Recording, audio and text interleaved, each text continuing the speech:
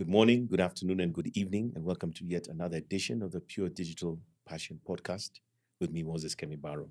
Today is something of a special edition because, believe it or not, today we have the Kenya Revenue Authority on this podcast talking to us about the recently announced Tax Amnesty. And I'm delighted to have them over because obviously KRA touches on everything that we do as businesses and individuals here in Kenya when it comes to taxes. But more importantly, with this new amnesty, what does it mean specifically for entrepreneurs? And we know that in the tech space, entrepreneurs in particular need to know and learn what it requires for them to really be tax compliant at all times. And I think the tax amnesty presents a great opportunity for many of us entrepreneurs to make sure that we can sustain our businesses, but also make sure that we're on the right side of these things.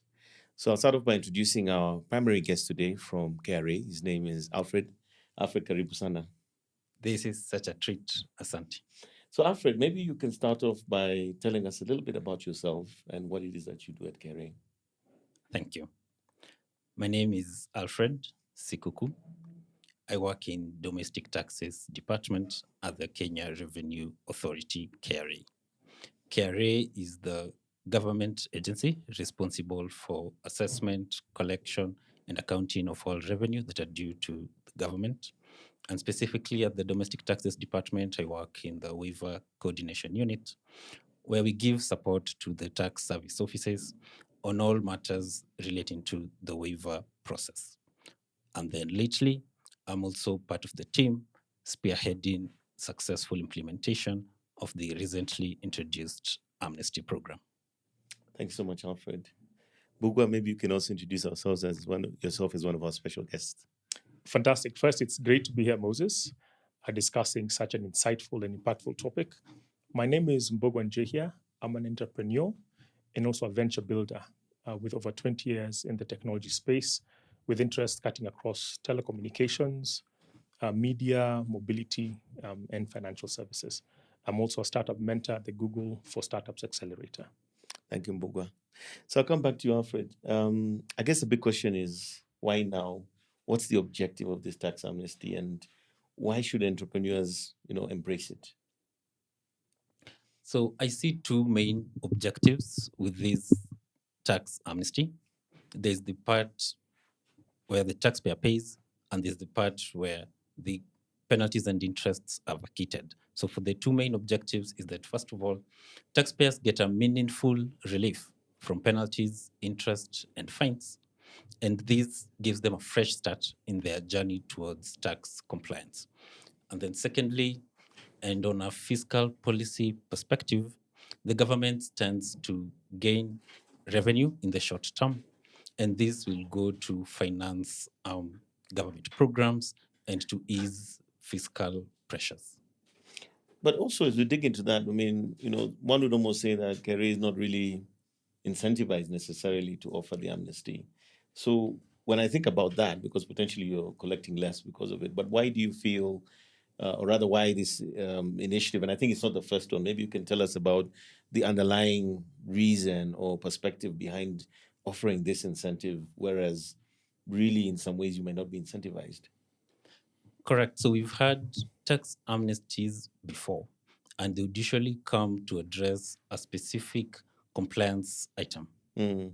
And so for this specific item, it's to collect revenue from penalties, from principal taxes that have outstanding penalties and interest. And so it's a mop-up of those outstanding taxes. Okay. And then it grants relief to taxpayers who take up the amnesty by vacating the penalties and interest amounts.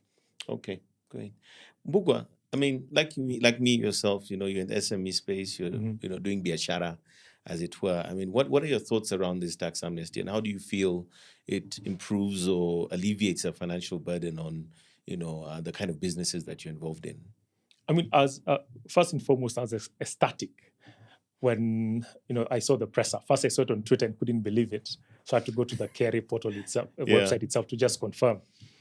And for me, it's the fact that over the past few years, especially with COVID, many small and medium-sized businesses were in survival mode. And when you're in survival mode, many things fall through the cracks. And one of the things that falls through the cracks is just the rigor of making sure that your books are in order, especially on the compliance front.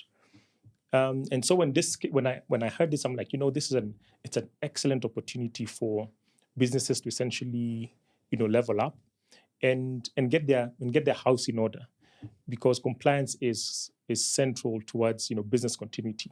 And yes, so it does. I think it's an exciting time that the authority is actually engaging and saying, dear SMEs, tumewasikia. And here is us kurudisha mkono. They've been a slew of additional taxes announced, and people have been feeling a bit pressured on that. And just for the sake of business continuity, I think it's exciting that the authority is actually extending this to not only to SMEs, just wearing the SME hat, but to all businesses in general. Yeah, I think the broader business community in general, I think, even for me, I would say that there's been a huge transition in the way KRA engages the public, engages business. It is not as scary as it was maybe 10, 15 years ago when, you had to engage. And I think it's wonderful. But maybe you can come back and tell us, Alfred, what are the criteria to qualify for this tax amnesty? What are the things that one needs to look at in order to participate or take advantage of it? Thank you. So for taxpayers who do not have principal taxes owing for periods prior to the 31st of December 2022, they qualify automatically.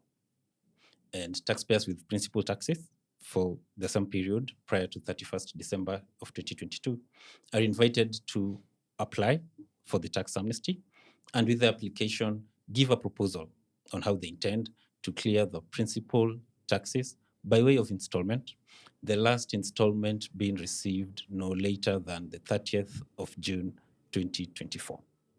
So there's not too much time, right? There's a window here, like, was it 8 months or something of that nature? Correct. I believe, however, that it's sufficient time for taxpayers to do all they have to do to benefit and sign up for the tax amnesty. So concurrently, I imagine that even as you're sorting out your tax amnesty, you've done the proposal, you're still required to still continue paying your current ones. Yeah, so it's a continuous process of both your current and the historical ones where you might have some liabilities pending, right? That is correct. Sort the past tax concerns while you are getting a good boost towards future compliance. Okay. How is the application process done? Is it done through iTax? If I just was asking as a layperson, how do you even start that process? Correct. So there's this awesome invention called the internet. And in iTax, you have this application form that's been embedded in iTax. Okay. The taxpayer's profile in iTax, so you get to log in. There's a menu there for application for tax amnesty.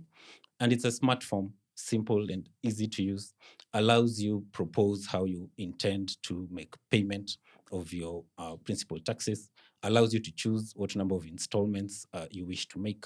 The form is straightforward, simple to use, does not require approval from KRA office. So the taxpayer makes, it's self-service really, and then it's very easy to use. There's a lot of support we are giving also on our website on step-by-step guides on how to complete your application. So it's actually a user-friendly process. Presumably somebody would do it through an accountant, or they could even do it themselves. That's correct. Okay. What about you, Mbuga? What are your thoughts around this whole tax amnesty in terms of the implications for business going forward? What do you think from your point of view as an entrepreneur? The first obvious one is improved cash flow. We're at a time where every shilling counts. And when it comes to either the end of the month or whenever bills and obligations fall due, you're there probably with your numbers guy trying to figure out, what do we pay first, what can we defer? So the ability to know that, there is this 100,000 shillings, 500,000 shillings, 2 million, whatever the amount is, that we can now reallocate to either generate new business or to settle other obligations. I think that's fantastic. So the improved cash flow position. And of course, if you have outstanding principal amounts in terms of taxes, debt relief, that you can now walk in and say, listen, I know my business has generates revenue at a certain pace, and we're therefore able to plug in this repayment that we feel we are comfortable with into that flow. So that every other month, like you said, you're still paying your current obligations, but then you have a systematic and well-timed sort of plan to offset and finally clear out all outstanding obligations. And again, I'll go back to the issue of compliance. I mean, compliance and business continuity go hand in hand. We've seen the writing on the wall that it's going to be increasingly difficult, if not impossible, very soon to conduct business in the country if you're not compliant. So this is a great opportunity, I repeat, for businesses of any size to make sure that they are in full compliance status, and essentially also drag along suppliers, drag along service providers to make sure that it's an all-inclusive process. If I'm sorting my end, hey Moses, if you've got anything, make sure you follow through as well. I think it's so important for SMEs today because being on the entrepreneurial side myself, you can't even apply for certain tenders or pre-qualifications today without your tax compliance. And I don't know any SME today that if you're not compliant, you can't essentially participate or be a part of the party, as it were, just for the mere consideration of this. And maybe coming back to you, Alfred, I mean, what do you see then as the sort of operational or even business success implications of the amnesty from that perspective? Agree totally with Bogwa. There's that boost to the business's cash flow. Cash flow that can now be reallocated to other areas of priority that can be used for meeting other operational needs. There is that aspect of compliance, because now where penalties and interest were holding the companies off from a compliance certificate, they are now able to get that compliance certificate, and that means new businesses and new revenue streams. And then also by vacating those penalties and interests from their books, the companies that benefit from the amnesty program are going to improve their credit rating. Everyone is lately watching their credit scores, and by removing those significant tax liabilities from the books, even lenders are willing now to do business with companies. Yeah. Bugo, what do you think could be some of the challenges, sort of to become, or rather to participate in the tax amnesty from a business perspective? Just thinking to yourself, what are some of the things that could actually constrain one from doing it? Great question. I think it would be two things primarily. The first would be that many entrepreneurs are used to, again, I'll refer to the COVID period that totally destabilized many of us. And people just wanted to keep the business going. Default, we call it being default alive. So in being default alive state, it means that many things would have fallen through the cracks. And liwe liwalo. Let me just operate. Let me keep the lights on. Let me pay salaries. We keep it moving. So the biggest challenge would be, depending on how much you let fall through the cracks, just getting back up to speed.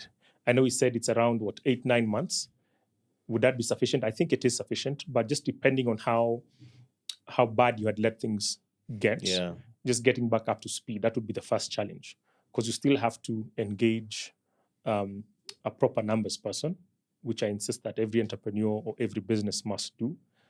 And second is, even with if you've got an issue if your issue is more on the principal amounts, there's no running away from that. I mean, you still have to come in and say, I owe X thousands or X millions.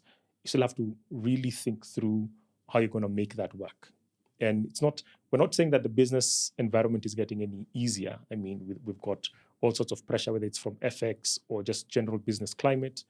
So those would be the two that I see that are primary. One, you let things fall too far off the wayside, and it's going to take a lot of effort to just get that momentum back. And second, you still have to find a source of funding, whether you're going to take a loan to make sure that you meet that obligation by the deadline of June 2024. Whichever you do it, you still have to source it. Yeah. And I think when you think about also the penalties and the interest, I mean, usually they're quite substantial over time. They can really, really put a dent in an SME. Yeah. And maybe coming back to you, Alfred, I would want to ask, what are some of the myths and misconceptions that people have about the tax amnesty? Because, I love this thing in Kenya where there's what is the truth, and then there's the opinion, courtesy of WhatsApp and Facebook, of what it really is and what it is. I don't know whether there's some things that you're seeing around the misconceptions and the myths around this amnesty. Correct. Those exist. One popular one that I've heard lately is that the government stands to lose revenue by allowing the tax amnesty. And while, yes, it looks like the government is vacating penalties and interests in the short term, What the tax amnesty does is that it leads taxpayers to compliance. And this leads to long-term compliance that brings more revenue and reduces the cost of tax administration. So net, it's a benefit for all the stakeholders. Correct. What about you, Muga? Any thoughts around misconceptions and myths as well? Paranoia is this is a hook. What are they trying to get? What's the government after? Do they want to just we've been operating default alive, chini ya maji under the radar. This is them wanting us to come to the fore. Maybe yes and no, in the sense that you do need to be on the up and up in terms of all your documentation, whether it's licensing from the county and also compliance from the authority. So the best way to look at that is that you're also in business to create value, and when you create value, you're like let the taxman takes what's his. Yeah. You build sustainable models, build a sustainable business with unit economics that work. Yeah, ultimately the numbers have to stack up. The numbers have to stack up. Otherwise, why are you in business in the first place? These are not, for most people I say, and people might not like it when I say, Moses, what you're doing is a hobby. If you wanted to be a business, then make sure that you do everything that you are required to do to make it compliant. Dot the I's and cross the T's. Exactly. So that's the biggest misconception. But hey, we keep saying that we want an enabling business environment. We should enable that ourselves as well. It's a two-way street. Dear government, make it easier for us to do business, but at the same time, we should be in compliant state as well. Alfred, so sometimes I love the way we operate in biashara in Kenya, because you have a group of people who say, "Come on, nimbaya." Yeah, even if they're giving amnesty, I'm not touching. And you'll be shocked at a certain SME level. This is the way guys are talking. So from your point of view, maybe just tell us quite clearly, because it's almost like, Kerry's extended an olive branch and said, guys, I'm opening my hand to you. Please, let's work together. Let's hold hands and sort out your issues. But what are the consequences if somebody doesn't take advantage of this? Yeah, what you've said is quite true. First, I think it would be a shame if companies shy away from benefiting from the amnesty. But like they say, you snooze, you lose. If we fail to honor the terms of the amnesty, and it's very simple, pay up your principal taxes, get relief from penalties and interest, then the first problem you face is that then you do not get that relief. And so you'll continue with those lasting complications of having tax arrears. And then secondly, what's going to happen is that the Kenya Revenue Authority will employ recovery measures that are provided for. I love the language you use. It's very formal language. We'll be forced to employ recovery measures provided in the law to recover the unpaid taxes. Which are usually much more painful, I imagine, for the business or the entrepreneur.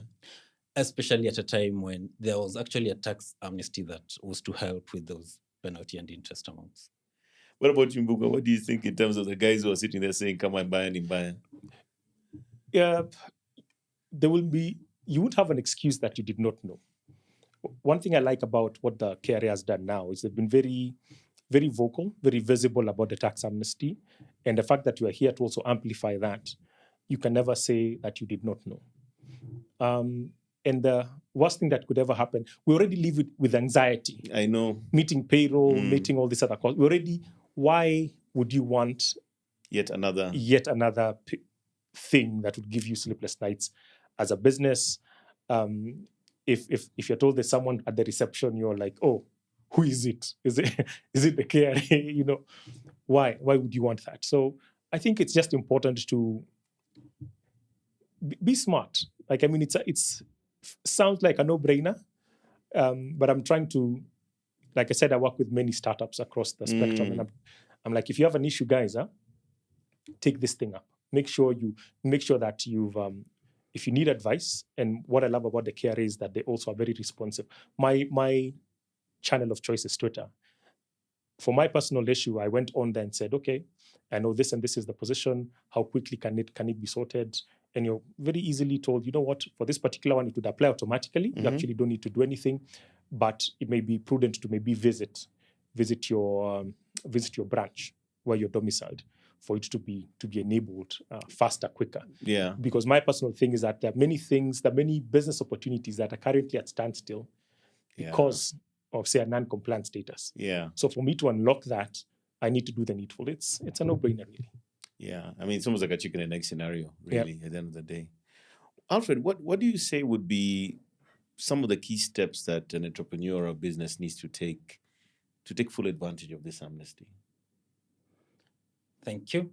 So first of all, know your status. What are your tax liabilities? And where you have principal taxes, we've said the process is very simple. Make your application, give that proposal on how you intend to clear by installment. And then also importantly, we're inviting individuals and businesses as well to fulfill all returns in all their registered obligations. File all pending returns that you've not filed, and that way you'll bring visibility of your accounts to the system so that then the amnesty is applied to the penalties and interest. So the filing is critical, right? Very critical, correct. Because again, I know that a lot of SMEs sometimes don't do that, which is the basic thing, isn't it? That is true. Or the nil returns, huh? Yes. Yeah. Yeah. That can become even a bigger problem down the road, huh? Yes, then down the road, when you finally bring in visibility to this, maybe something is pushing, you need a tender somewhere, they need a compliance certificate, is when you realize you should have fulfilled all these returns, then there's penalties charged. Best to have those returns filed now and get help with the amnesty than later. That's true. Buga, because you're working with all these, businesses, and again, there's other dimension here of individuals. Yeah. What sort of advice would you give to, the entrepreneur, the individual, coming from a business perspective and also as an individual, to sort of utilize or take advantage of this amnesty? I mean, straight up, my answer to that would be, don't skimp on legal and accounting. Starting with legal, having solid contracts, or at least contracts that have been properly drafted. Again, there's something trending on social media around the legal profession, and we know as startup as entrepreneurs, many times we defer to the institution of Google to generate documentation. So my plea or my cheat sheet is, do not skimp on legal. Just get proper legal advice when drafting contracts, especially in the area of payments, because you could deliver a product or service and end up not getting paid, and that affects how you're seen by the authority. Of course, number two is, don't skimp on accounting. Accounting will make sure that you're on the up and up on everything. We keep talking about this thing of unit economics. If you're in business, it's called a business because it's in pursuit of a sustainable model. Yes. If you're in perpetually loss generating status and you need to feature things here and there, tax is not revenue. It's an obligation. It's an obligation. Anyway, yeah. And right now there are many legal and accounting firms that have packages that are accessible to most SMEs under subscription. If you can't afford someone in-house, there are dime a dozen services out there that you could leverage on to make sure that your legal and accounting work is handled by professionals and just buffer you against any future risks. So you sort out your issues now with the authority, and going forward, you're running a fairly clean and updated house. Yeah, great. Alfred, how is specifically KRA guiding and supporting entrepreneurs and individuals to commence and actually initiate this process of tax amnesty? Because I'm sure for a lot of people, there's an inherent fear of doing this because, again, it's almost like you're putting it out there. You're saying, now I'm coming. But there might even just be an irrational sense of, hey, I don't know that I'm really ready to start. How do I start? So how do you deal with that to ease people into this thing? KRA is availing all support on the ground for businesses and for taxpayers. And first of all, we have rolled out a simple application form in the system. So taxpayers are encouraged to interact with the system from the comfort of their offices or homes and make application for the amnesty. And then secondly, our offices are available countrywide to give the same support. And this includes Huduma centers across the country as well. Okay. So from there, they'll get the same kind of support also. Our website also has hosted answers to frequently asked questions about the tax amnesty. And we've also posted guidelines that would give more information to taxpayers about the tax amnesty. And lastly, our call center is available, again, to respond to all manner of queries. So what you're saying is that in addition to obviously the communications that we're seeing across media and otherwise, you've provided touch points where if you're stuck or you feel you are lacking the insight, then KRA is providing it in various forms so that you can fully be immersed in it and also know what the next steps are, correct? That's correct. All manner of support has been availed. Great. Coming back to you, Mbugua, and again, as we look at the entrepreneurial scenario, the small biashara guy getting on the amnesty, are there any things that come to mind that, in your opinion, might be challenges to participation? Meaning, just even the issue of the fact that you are still required to meet your current obligations and whatever caused the historical situation, there's a possibility of a recurrence of what I'd call bad habits that might have led to that. So what would you say as an entrepreneur, how does somebody tackle that? That, fine, I'm going for compliance, but also, or rather the amnesty, but also maybe the underlying reasons why it happened in the first place. We build up on that last question, on the previous question you asked. And entrepreneurs and business owners and the executives need to also level up in terms of information.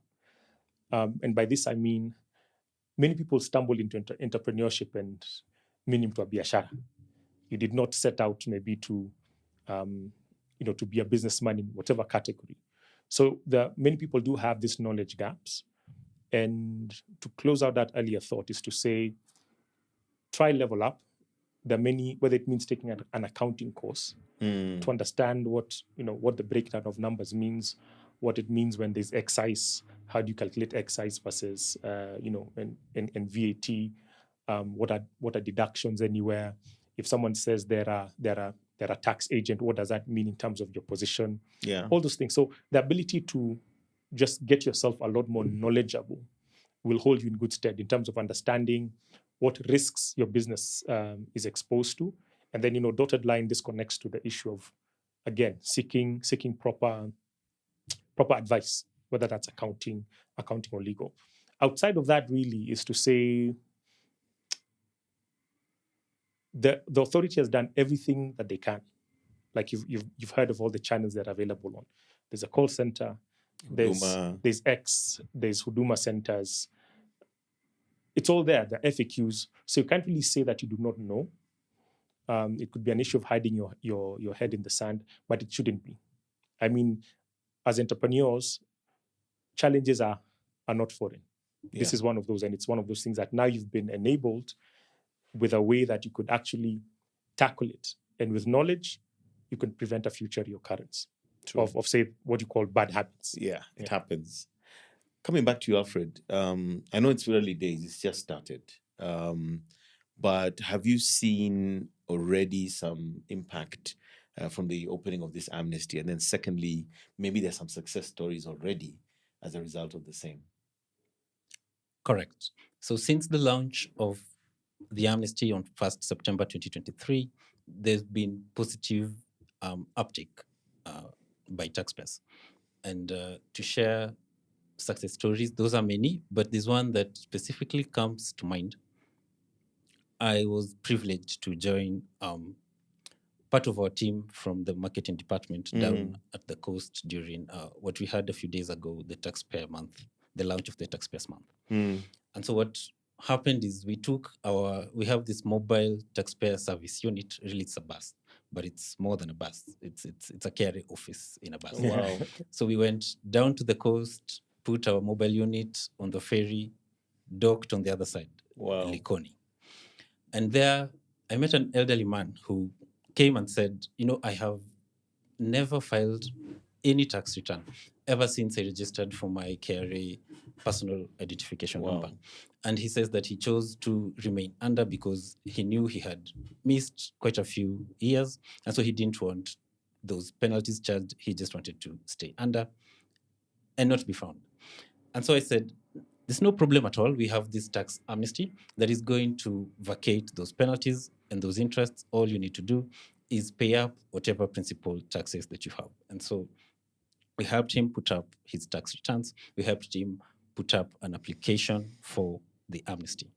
And I'm sure just as it is with him in a random market in Likoni, so it is with many other individuals and businesses across the country. The tax amnesty is giving taxpayers an opportunity to remedy any past tax concerns that they have. Mbugua, I'll come back to you. Mhm.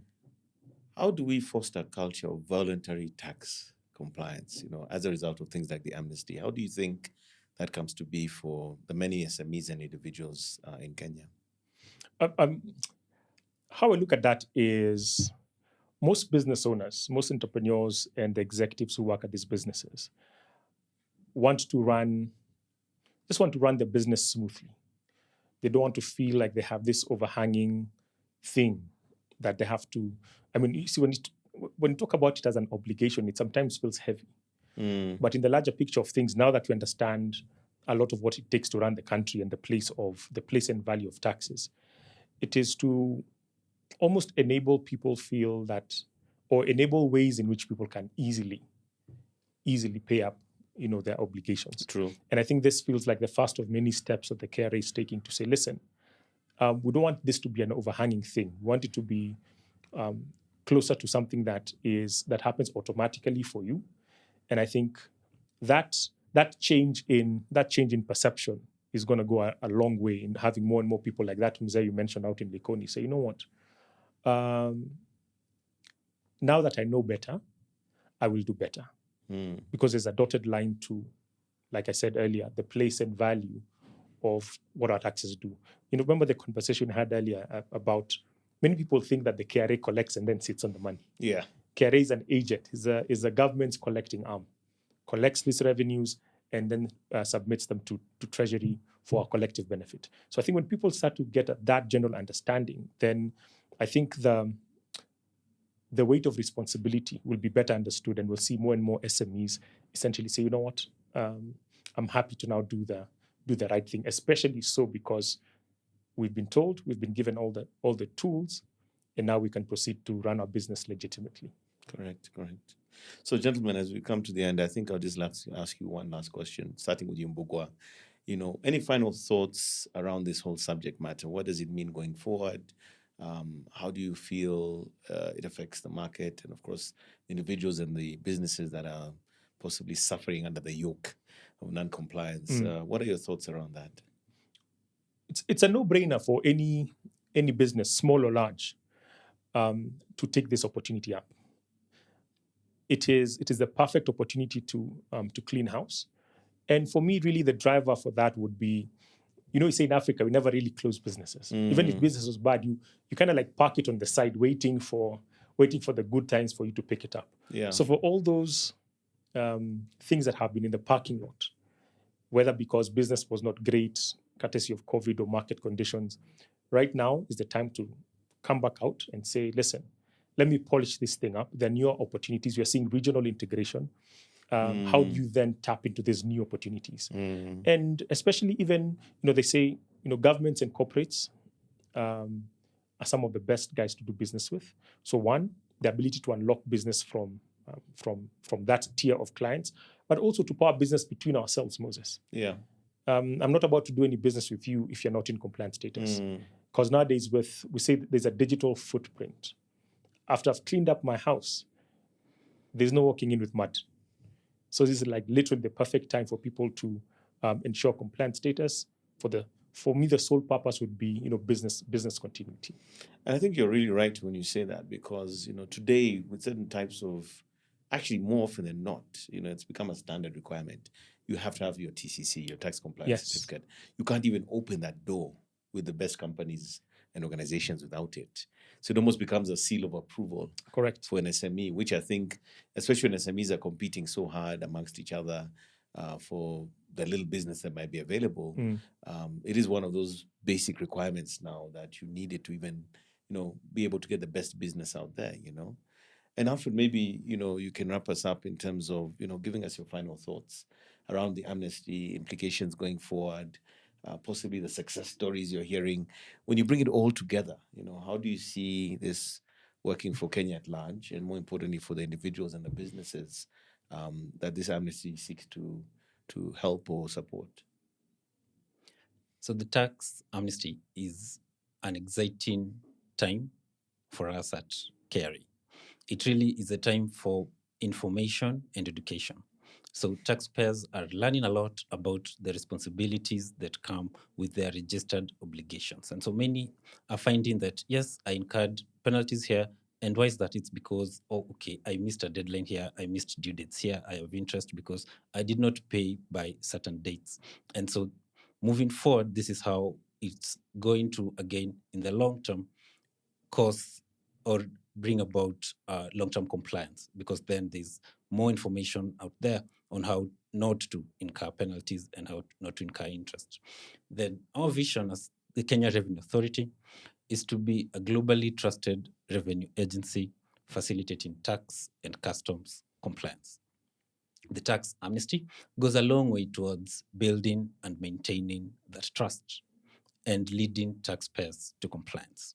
The tax amnesty is poised to vacate penalties, interest, and fines in the regions of tens to hundreds of billions of Kenya shillings, benefiting millions and millions of taxpayers. And it gives them a fresh start on their journey towards tax compliance. Like we say, but a fresh start. Fantastic. Thank you so much, Alfred, sharing with us, telling us all about that. And Bugwa for sharing the ground perspective, looking at how SMEs, businesses, individuals are affected and potentially can take advantage of the tax compliance, rather the tax amnesty. Thank you so much. And once again, thank you for joining us for this edition of the Pure Digital Passion Podcast. As you hear, the tax amnesty is running until June 2024. We encourage you to take advantage of this opportunity, as you've heard from both Mbugwa and also Alfred from KRA. Once again, we hope to catch you in the next one.